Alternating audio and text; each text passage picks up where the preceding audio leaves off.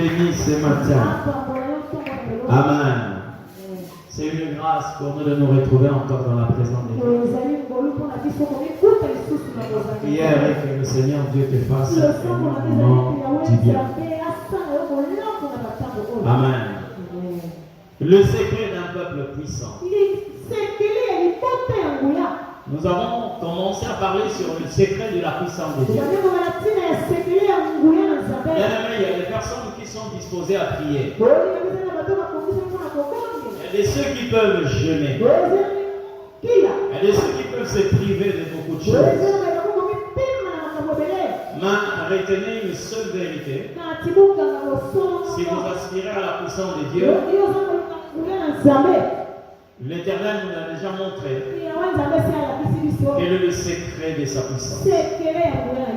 Mais cela ne vise pas seulement une seule personne. Mais il est possible aussi qu'on puisse voir un peuple puissant. Que la puissance ne soit pas seulement ce qu'un homme peut manifester ou ce qu'un homme peut vivre. Mais ça peut aussi affecter un peuple. Bien aimé, ici nous sommes une famille. Mais quel type de famille nous sommes? Même chez vous à la maison. Vous êtes une famille. Mais quel type de famille? Mais ici nous parlons sur la puissance de Dieu. Est-ce qu'il est possible de voir aussi une famille puissante? C'est possible. Est-ce qu'il est possible aussi de voir un peuple puissant? C'est possible. Mais quel est le secret? Exode chapitre 12. Le verset 3. Exode chapitre 12, le verset 3. Si nous sommes tous là, nous allons lire la parole de Dieu. Parlez à toute l'assemblée d'Israël et dites: le 10e jour de ce mois, on prendra un agneau pour chaque famille, un agneau pour chaque maison. Quelqu'un dit Amen. Que l'Éternel Dieu nous bénisse. Les paroles que nous venons d'entendre ici, ce sont les paroles que l'Éternel Dieu a transmises à Moïse pour qu'il dise aux enfants d'Israël. N'oubliez pas qu'Israël est un peuple qui a été réduit en esclavage. Et ce n'était pas pendant 2 mois. Ce n'était pas pendant 5 ans. Pendant 4 siècles. Donc il y a des ceux qui sont morts. Ils sont morts dans l'esclavage. Il y a des ceux qui sont nés et morts. Il y a des ceux qui sont nés et qui grandissent en tant qu'esclaves. Donc c'était un peuple qui était réduit, écrasé. Mais lorsque l'Éternel voulait révéler à ce peuple une montée en puissance, comment est-ce que ce peuple pouvait récupérer la place qu'il avait perdue aux yeux de ses détracteurs, parce qu'on le voit seulement comme un peuple étranger? Le cas qui est le nôtre aujourd'hui, si on peut se le dire, lorsqu'on parle des Congolais en réalité, c'est un peuple, si on peut le dire, sans valeur. Sans valeur. Et j'entends quelquefois certains internautes parler en disant que ce peuple-là ne connaît que la danse. Est-ce que là où nous sommes en train de danser? Non. Ils ne connaissent que la danse. Ils ne connaissent que la boisson. Ils ne connaissent que les femmes. Mais or, non.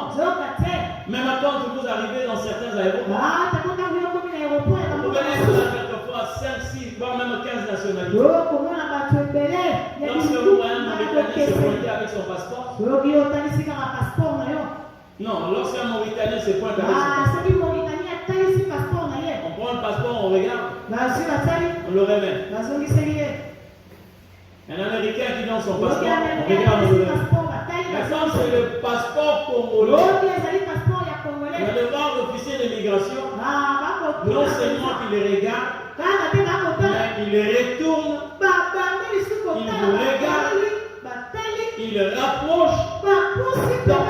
Vous vous rendez compte qu'il y a une sorte de considération moindre que ce peuple est en train de bénéficier.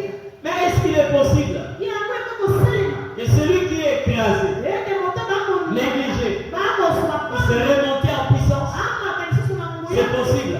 Et parmi les choses qui font qu'une famille, une personne devienne faible et écrasée, c'est lorsque vous n'êtes pas obéissant vis-à-vis de la parole de Dieu. C'est comme ça que la Bible dit, si tu me méprises, je te mépriserai aussi. Donc lorsque vous regardez ce que nous sommes en train de vivre, c'est parce que quelque part, ce peuple n'a pas un comportement qui honore Dieu. Et par conséquent, nous savons ce que nous avons aujourd'hui. Nous sommes en train de vivre ce que nous vivons aujourd'hui. Ce n'est pas un honneur de savoir que lorsqu'on voit le Congolais, on pense seulement au détournement et au vol. Amen. Le peuple d'Israël, meurtri, écrasé, dominé, malmené, maltraité pendant 4 siècles. Mais comment est venue la montée en puissance de ces gens? L'Éternel dit à Moïse, parlez à toute l'assemblée. Parlez à toute l'assemblée d'Israël. Dieu leur a donné un autre calendrier. Dieu leur a donné un autre mode opératoire. Dieu leur a donné une autre ligne à suivre. Et le peuple a obéi à la lettre de ce que Dieu était en train de lui dire. Nous avons bien de personnes qui sont disposées à prier. J'aimerais certainement vous dire des choses qui peuvent vous choquer. Vous savez, ce pays ne va pas retrouver sa position par les prières d'ensemble au stade. Nous pouvons beaucoup prier, mais il y a quelque chose que nous devons normalement réparer. Mettre la parole de Dieu à sa place. Donner à Dieu la première position. Donner à Dieu la première position ne signifie pas que commencer la journée par un culte. Ça peut être un rite qui n'a rien à voir avec ce que le Seigneur veut. Vous voyez tout ce monde-là qui détourne dans ce pays-là.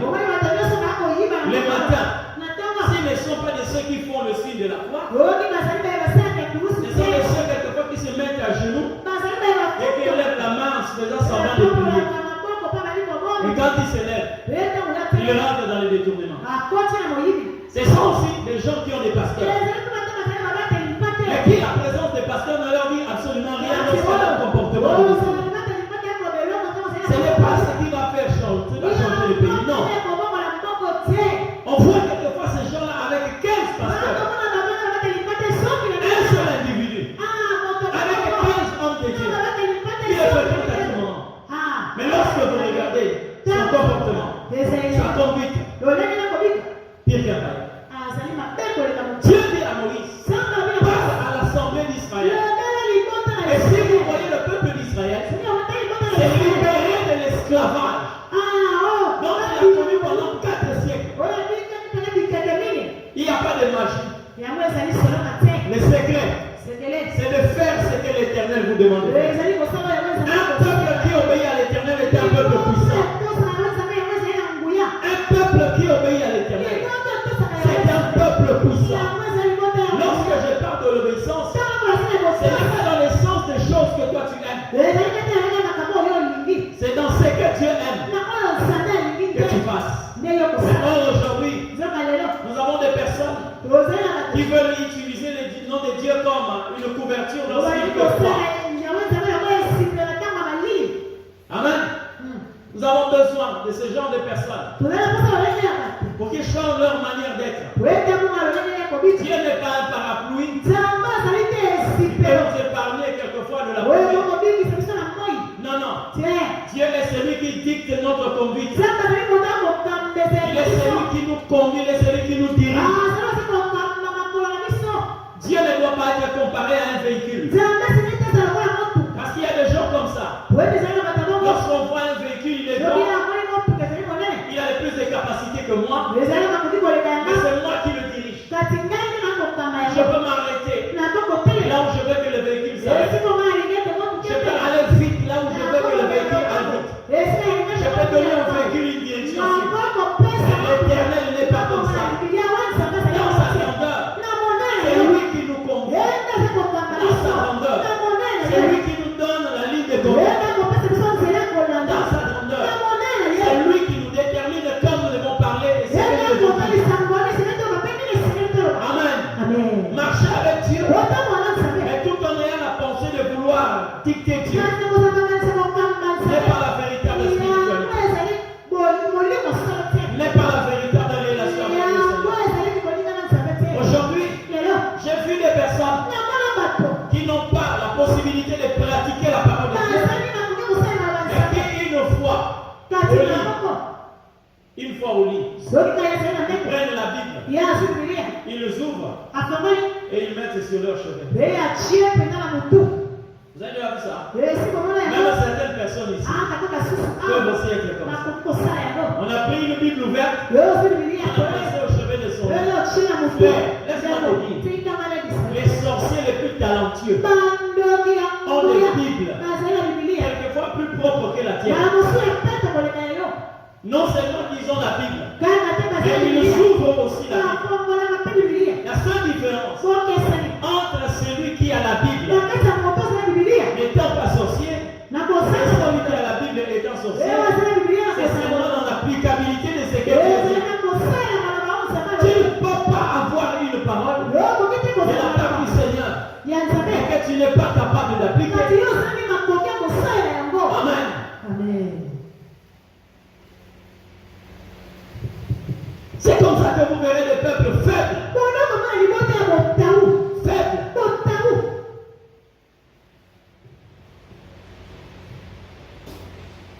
Un peuple qui est même incapable de prendre le nom de Dieu à la légère. Vous savez quand est-ce que la loi a été donnée jusqu'à nos jours? Quand vous allez en Israël, lorsqu'il y a un rassemblement des gens, commencez à crier. Comme vous commencez à crier. Le nom de Yahweh. Commencez à crier le nom de l'Éternel. On peut te lapider. Il s'est rendu compte que la Bible dit tu ne prendras pas le nom de l'Éternel. Amen. J'ai vu des gens sauter la Bible. On vous a déjà fait ça? Qui a fait ça? C'est pas moi. Ok, prenez la Bible. Sautez la Bible. Mais vous verrez les coupables aussi. Sautez la Bible. Amen. Ils sautent. Mais hors normalement, les gens qui connaissent Dieu peuvent régner lorsqu'on parle des hommes. Quand on cite le nom de Dieu. Vous connaissez Akan? Akan qui avait péché au milieu d'Israël. Pendant qu'on posait la question de savoir qui a touché à l'intérieur. Lorsqu'on a demandé à Akan, donne gloire à l'Éternel. Qu'est-ce que tu as fait? Il savait que s'il acceptait, il serait lapidé. Mais quand on a parlé de l'Éternel, il a préféré honorer l'Éternel et chercher à épargner sa vie en mensonge. Il a dit, c'est moi qui ai pris ces choses. Et Josué a ordonné qu'on puisse le lapider.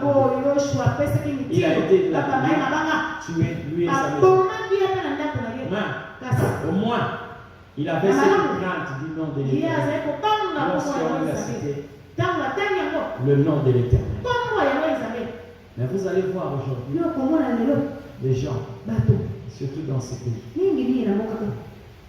Un jour, je suis en train de voyager.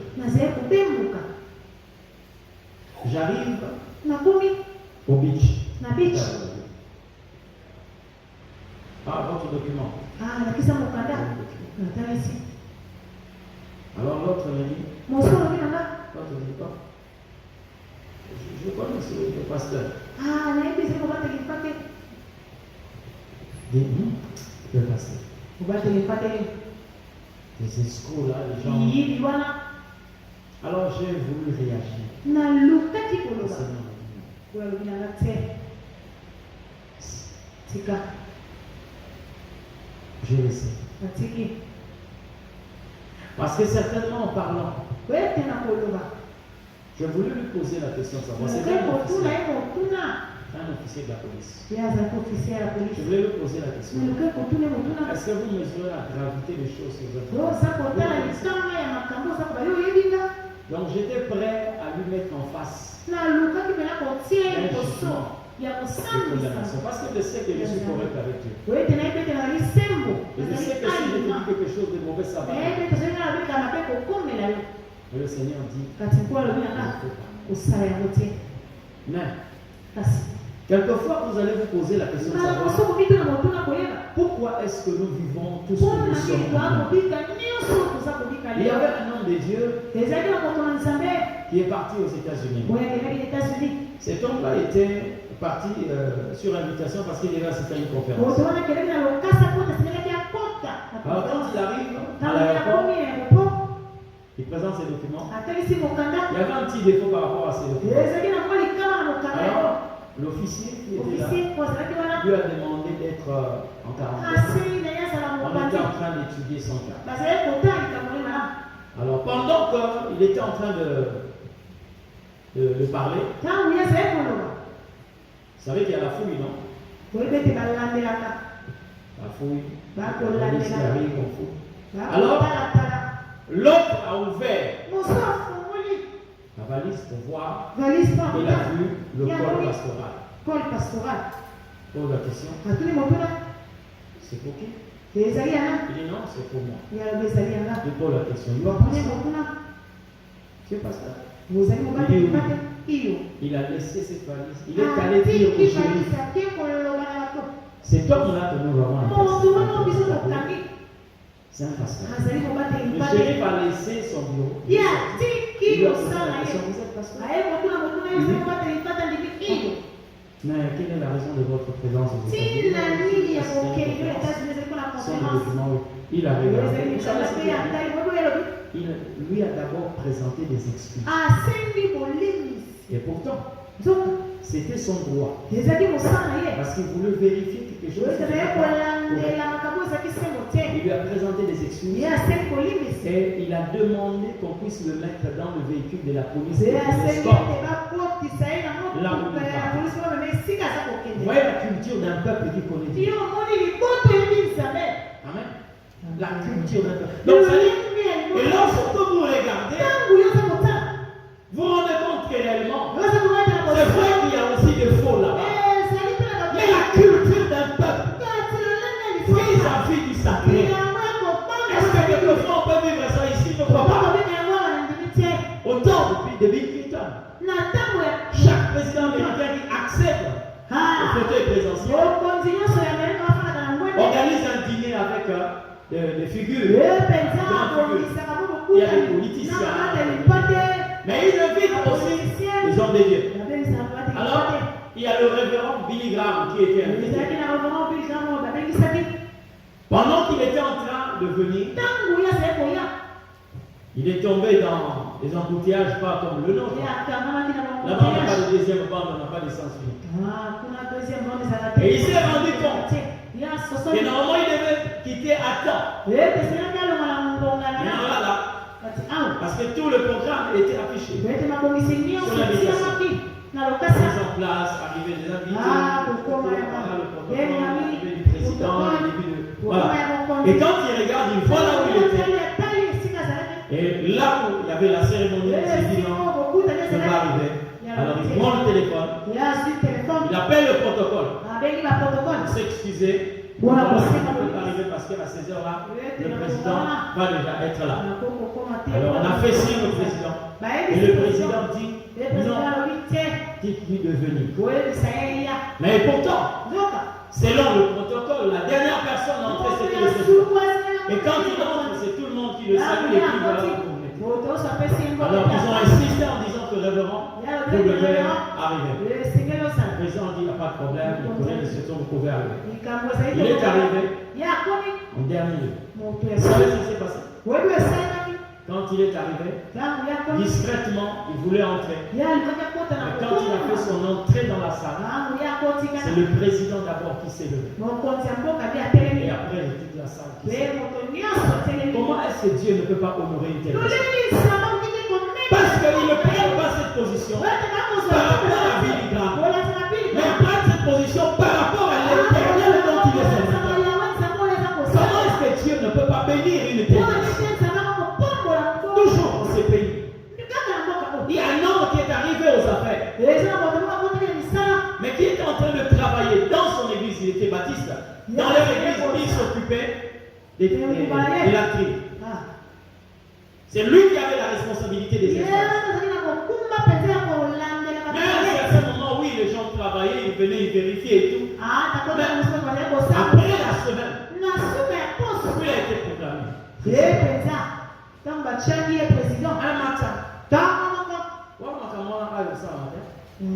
Un matin, le pasteur arrive avec son équipe, il trouve les gens postés tout autour de l'église.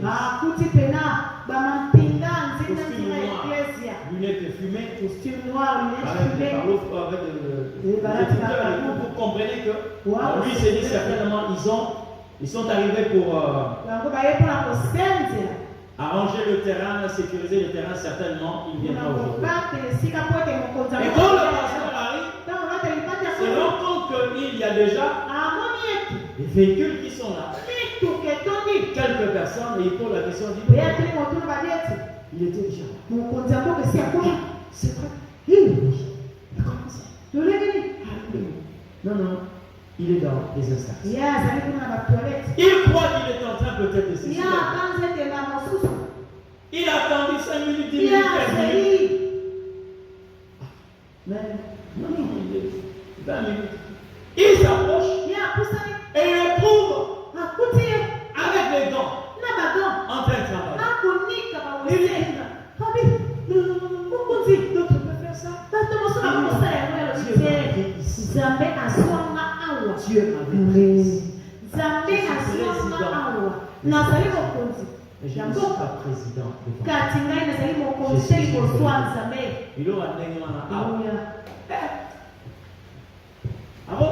avant c'est même passé au bout de oui.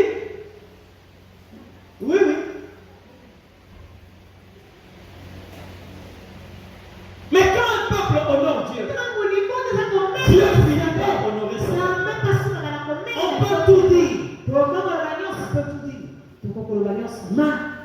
Regardez,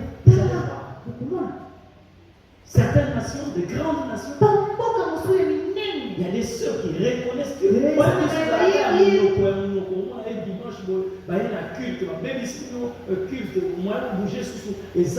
mais dès qu'il tourne le dos là,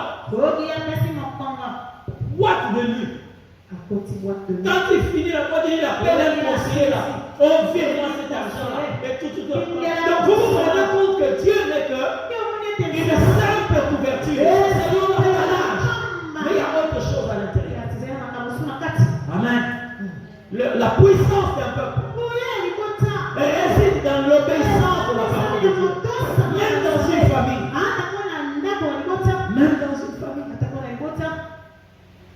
Amen. Dites-moi un peu le pourcentage de l'obéissance à la parole de Dieu dans votre famille et de combien?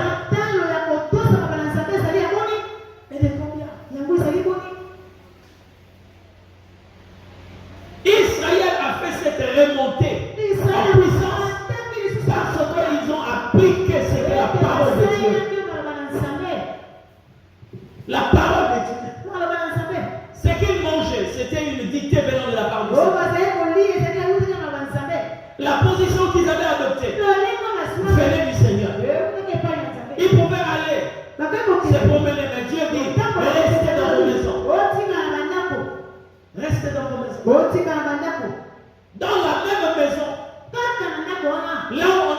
ne vilipendez Dieu, mais en prie aussi que Dieu fasse grâce. Quelquefois, c'est l'homme qui dit à son enfant, quel Dieu, quel Dieu. Quelquefois, c'est le mari qui dit à sa femme, quel Dieu. Quel Dieu. Pendant que la femme est en train de prier, et il vient comme un vice-dieu. C'est bon, je vais partir. Mais parce que lui, il sait que c'est sa femme. Mais il oublie que lui n'est qu'un homme. Mais il y a au-dessus de lui un Dieu. Un Dieu. Amen. Capable de dire à une femme, mais je t'ai déjà servi. Reste là. Un demi-dieu. Et vous allez voir dans quelle maison on peut commencer à prier pour dire Seigneur, nous voulons voir ta main. Dieu ne honore pas ce qu'on non. Quand Dieu n'est pas honoré dans sa famille, il ne peut pas vous honorer non plus. Mais quand Dieu est famille, honore Dieu, Dieu finit par vous honorer. Parce que l'honneur que nous devons à l'Éternel, c'est comme une sémence qui nous fait manger un fruit qu'on appelle honneur. Mais lorsque nous semons les déshonneurs, vous allez récolter les déshonneurs. Amen. Vous trouverez normal un parent qui est en train de donner à un enfant 1500 pour son repas de récréation. Mais qui est le jour du culte? Quand l'enfant dit pardonne-moi l'argent, il sort 1000 francs, les 5 billets de 200.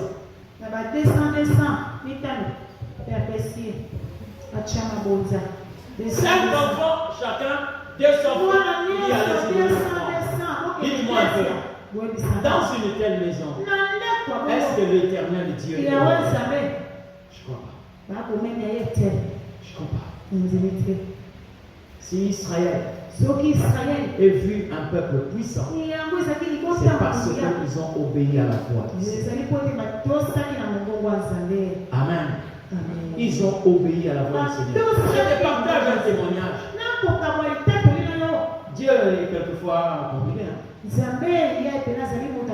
pris vraiment que Dieu ne puisse pas m'emmener dans ces gens. Une famille qui n'avait pas la crainte du Seigneur et qui vivait comme elle voulait. Malgré tout ce que Dieu était en train d'envoyer comme message. Non, il avait tellement de bien, il en avait tellement de bien. Pour lui, je vais prier pour chercher quoi, puisque vous qui allez prier. Pour la plus grande majorité, vous allez chercher un positionnement. Et ces jours-là, lors d'un dîner, ils ont invité un prophète. Le prophète aussi est venu. Il ne savait pas ce que Dieu était en train de lui réserver. Quand il regarde le Père, on sert, et on l'appelle à table. Alors, il se lève pour prier. Mais vous sentez que pendant que toi tu te concentres pour prier,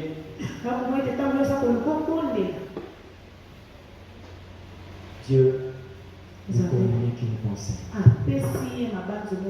Bien aimé, une table bien dressée. Ils ont vu le prophète se lever. Il tient la nappe de table.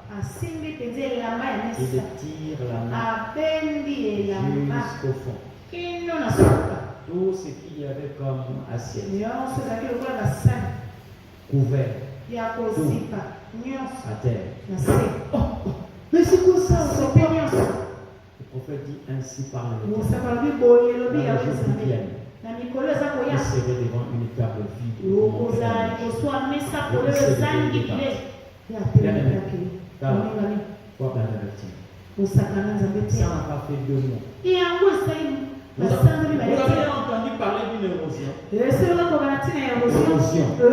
Hein? Donc des choses commencent à se passer dans cette famille comme vous n'avez pas possible. Une hémorragie financière. Ils ont été en face de cette parole. Dans mon Maintenant, le prophète a compris que ce n'était pas pour honorer l'Éternel qu'ils avaient appelé le prophète, mais c'était pour humilier le prophète qui les avait invités. Vous comprenez ce que je dis? Et voilà comment est-ce que l'Éternel Dieu a répondu à cette famille. Mais j'ai pris que ça ne soit pas le cas pour toi. J'ai pris que ça ne soit pas le cas pour ta maison. J'ai pris que ça ne soit pas le cas pour ta famille. Parce que quand on honore Dieu, Dieu finit par vous honorer. Mais quand vous déshonorez l'Éternel, il faut serrer les ceintures. Hein? Oui. Il faut serrer la ceinture. Sous notre cieux, c'est que nous voyons ici. Les autres ne pouvaient pas le faire. Amen. Vous avez entendu l'histoire de Charlie Hebdo? La personne qui a caricaturé Mahomet. C'est vrai que, bon, on n'encourage pas cela. Mais pour moi, c'est une personne sacrée. On ne peut pas prendre cette personne comme une piètre personne. Mais vous trouverez, j'ai vu même dans une chaîne chrétienne. C'est une chaîne chrétienne. On a mis un théâtre. C'est Jésus de Bandaka. Et les gens trouvent une occasion. Est-ce que vous savez lorsque la Bible dit tu ne prends pas de l'Éternel comme Dieu? Hein?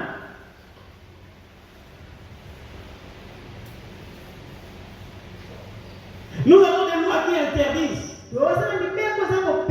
Et voilà, tu ne peux pas proférer des insultes. Tu ne peux pas. Quelquefois, on a protégé seulement la personne humaine. Mais si on protège la personne humaine, la personne aussi qu'il faut protéger, c'est la personne de Dieu.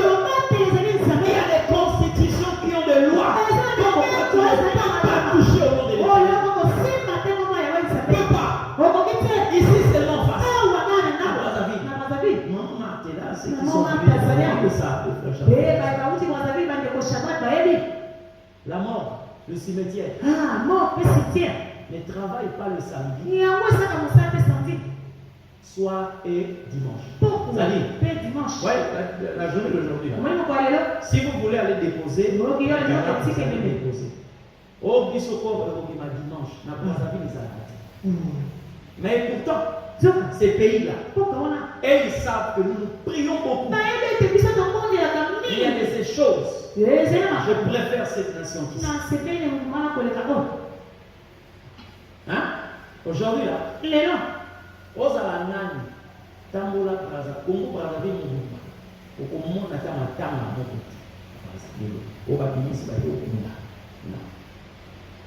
mais dans un pays où les gens croient servir le Seigneur, dans les villes, vous trouverez 15 églises ici. 25 églises. 14. 7. 8. Regarde. Et pourtant le Seigneur dit, ces jours-là sera un jour.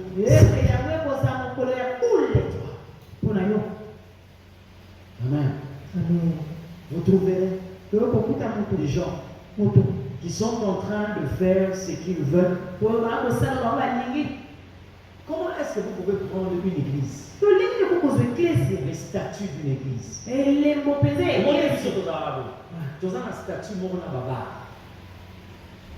Mais vous ne trouverez jamais ça dans un pays islamique. Jamais. Quand on dit une mosquée, c'est une mosquée. Vous comprenez ce que je dis? Mais lorsqu'on dit les asbels, donc quand on convoque les tenanciers de bar, on convoque aussi les pasteurs. Donc on est en train de nous appliquer certaines lois, qu'on dit par exemple que non, nocturne et tout là, hein? Donc, et nous, et les bars. Donc, pour nous, bazo de la Franco, à bazo de la misère, mais monsieur Bayi, Makani Bino, Makani Naku. Pour vous dire, mais, si vous vous posez la question de savoir d'où émane cette autorité, la Bible dit toute autorité ne vient pas de là, mais ça vient de Dieu. Or, celui qui est placé là comme une autorité, lorsque vous ne reconnaissez pas l'Éternel, lorsque vous ne reconnaissez pas l'Éternel, Dieu ne vous reconnaîtra pas aussi. Mais il est mieux que l'homme ne puisse pas reconnaître l'Éternel. L'Éternel ne te reconnaît pas. Toi, tu ne reconnais pas Dieu, ça c'est ton problème. Mais quand Dieu ne te reconnaît pas, l'humiliation qui tire sa source en Dieu, faut éviter ça. Faut éviter ça. Un peuple qui honore Dieu. Qui n'a pas ici entendu Dieu parler? À qui est-ce que Dieu n'a pas adressé une parole? Même pas personnellement. Concernant même une famille. Comment c'est possible qu'une famille peut se retrouver pour suivre une pièce de théâtre? Mais cette famille n'est pas prête à se retrouver pour prier ensemble. Hein? Comment est-ce que vous expliquez ça? Comment vous expliquez ça?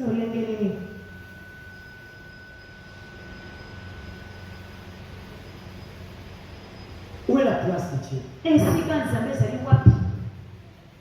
ce que l'Éternel Dieu dit dans cette famille. Quel est le degré d'exécution? Quel est le pourcentage de l'obéissance vis-à-vis de la parole de l'Éternel?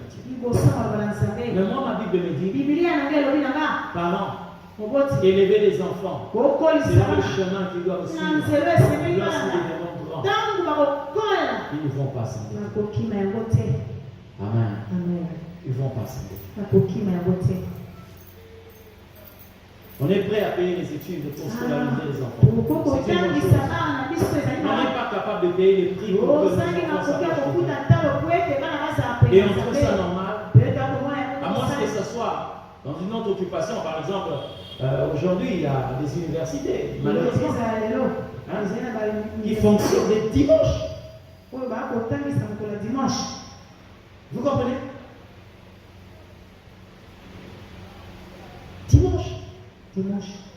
Envoie ton frère aller travailler chez un musulman. Et le vendredi, ils lui disent que non, bon voilà, moi je vais travailler ou comment là. Et il lui dit le dimanche, je ne travaille pas parce que je dois aller prier. Vous allez voir ça. Lui-même le vendredi là, il est tellement accro à sa religion. Il ne veut rien savoir. Faire ce que son Dieu lui demande de faire. Et il est capable, au moment où toi tu veux vendre, il te demande de surveiller pendant que lui il est en train de prier. Mais le jour où toi tu vas aller prier, il te dit que nous allons vendre aujourd'hui. Amen.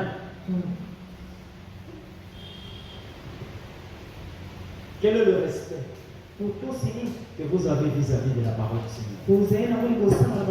Quel est le respect que vous avez vis-à-vis de la loi de l'Éternel?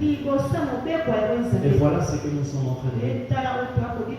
Nous sommes des familles écrasées, des familles négligées, faibles spirituellement, parce que nous ne voulons pas mettre la parole de Dieu en pratique.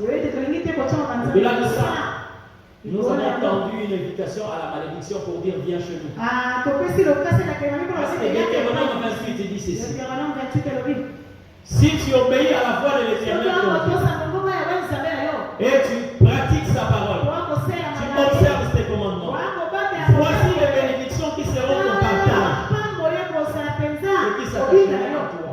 Mais le verset 15 commence à nous dire, si tu désobéis à la voix de l'Éternel,